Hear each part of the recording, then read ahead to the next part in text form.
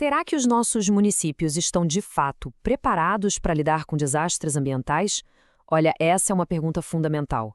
E é exatamente sobre isso que a gente vai conversar hoje, mergulhando num projeto de intervenção que não só avalia a estrutura da nossa defesa civil, mas também, e mais importante, propõe caminhos para deixar nossas comunidades mais seguras.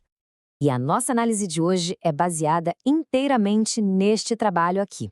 A gente está falando de um diagnóstico super detalhado que mostra um caminho bem claro para construir comunidades mais resilientes. É a nossa fonte, nosso ponto de partida. Bom, e antes da gente seguir, é super importante dar o devido crédito, né? Este trabalho é um projeto de intervenção do Diego Alexandre Dressler, com orientação do Fernando Guilhom de Castro. Ele foi desenvolvido no curso de especialização em Gestão Pública em Proteção e Defesa Civil, lá da Universidade Federal de Juiz de Fora. É aquele tipo de trabalho acadêmico que a gente gosta de ver, sabe? Que sai do papel e se conecta diretamente com os desafios reais da nossa sociedade.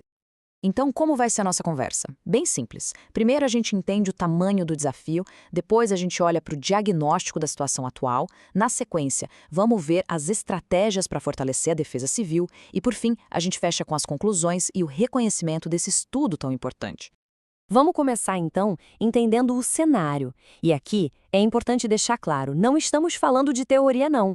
Estamos falando de uma realidade bem urgente, marcada por eventos que, infelizmente, impactam a vida de muita gente. E essa urgência é muito real. Para se ter uma ideia, a região que o estudo analisou enfrentou de tudo um pouco recentemente. Incêndios florestais gigantescos, enchentes que deixaram famílias inteiras desabrigadas, e ainda por cima uma luta constante contra a seca. Veja bem, esses eventos não são casos isolados. Eles são um verdadeiro alerta de que a gente precisa, para ontem, de uma defesa civil forte e bem preparada. Ok, o problema está posto. Mas como a gente entende as causas por trás disso? É exatamente aqui que a gente entra no coração da pesquisa.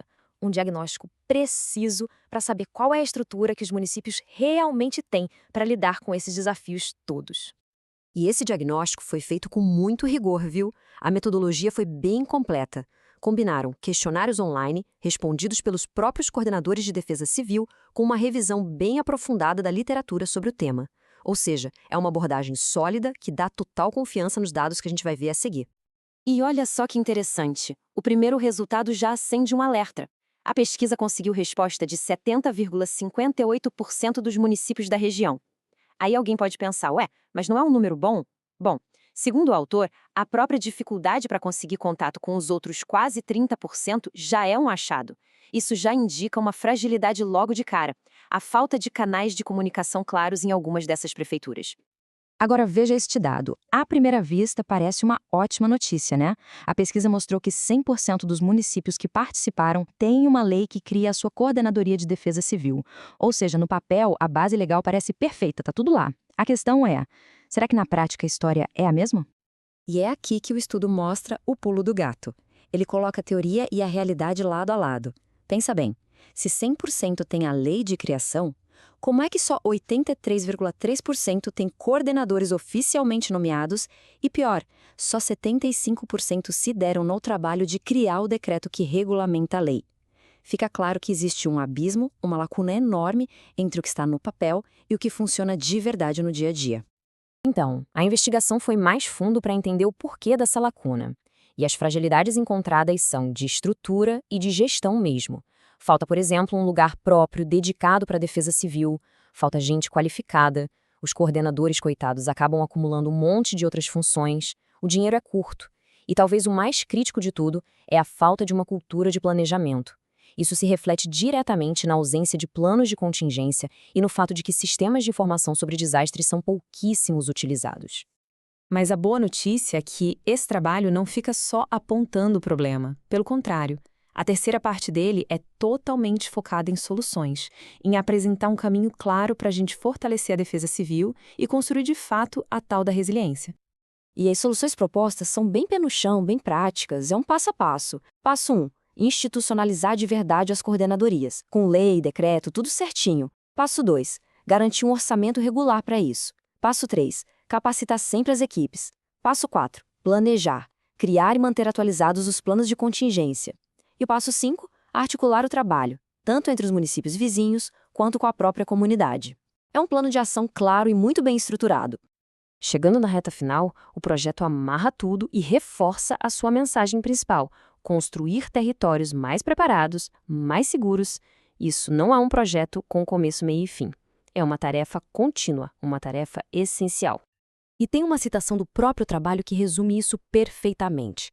Ela diz o seguinte: o estudo evidencia a importância da estruturação técnica e política das defesas civis municipais como eixo central para a construção de territórios mais resilientes e preparados para a gestão de riscos e desastres. Ou seja, gente, ter uma defesa civil bem estruturada não é só para cumprir tabela, não. É a espinha dorsal de uma comunidade preparada de verdade.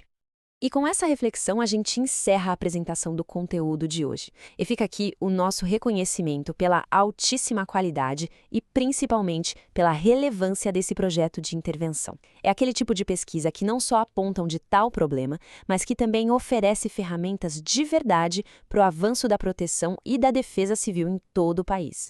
Se essa análise te trouxe alguma informação nova e útil, fica o convite. Siga o nosso canal, curta o conteúdo e, se puder, compartilhe. A gente acredita que espalhar conhecimento qualificado como este é um passo fundamental para construir uma sociedade mais consciente e, claro, mais preparada. E, para finalizar, um pequeno aviso por uma questão de transparência. Todo este conteúdo que apresentamos é uma síntese que foi produzida com o apoio de ferramentas de inteligência artificial baseada única e exclusivamente no trabalho acadêmico que a gente discutiu aqui. Muito obrigado pela atenção.